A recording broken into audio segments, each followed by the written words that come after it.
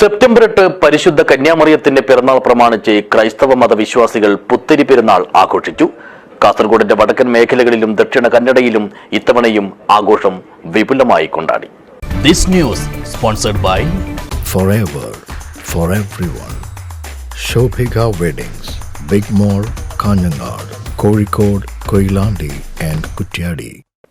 ആഗോള കത്തോലിക്ക സഭ പരിശുദ്ധ കന്യാമറിയത്തിന്റെ ജനന തിരുനാൾ ആഘോഷിക്കുന്ന സുദിനമാണ് സെപ്റ്റംബർ 8.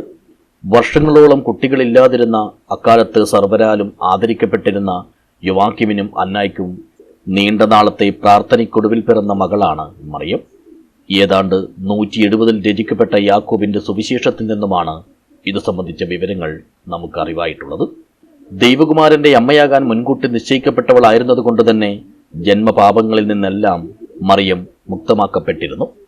ഈയൊരു വിശ്വാസം മാറോടണച്ചുകൊണ്ടാണ് ഈ വർഷവും ലോകമെമ്പാടുമുള്ള ക്രൈസ്തവ മതവിശ്വാസികൾ കന്യാമറിയത്തിന്റെ ജന്മദിനാഘോഷം കൊണ്ടാടിയത്.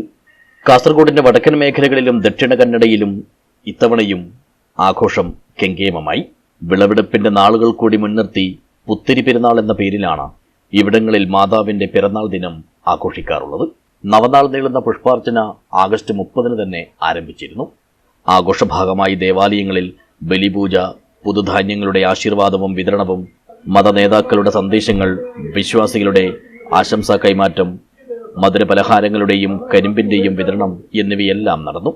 വീടുകളിൽ ഉത്സവ ഭക്ഷണം ഒരുക്കിയും വിശ്വാസികൾ ആഘോഷം അർത്ഥവത്താക്കി.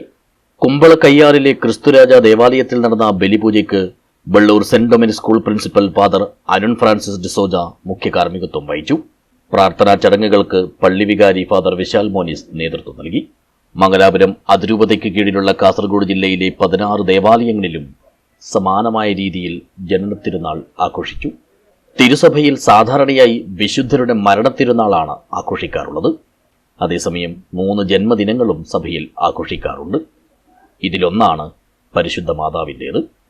ക്രിസ്തുവിന്റെ ജന്മദിനമായ ഡിസംബർ 25 സ്നാപക യോഹന്നാന്റെ ജന്മദിനമായ ജൂൺ 24 മറ്റുള്ളവ. News bureau, Uppala.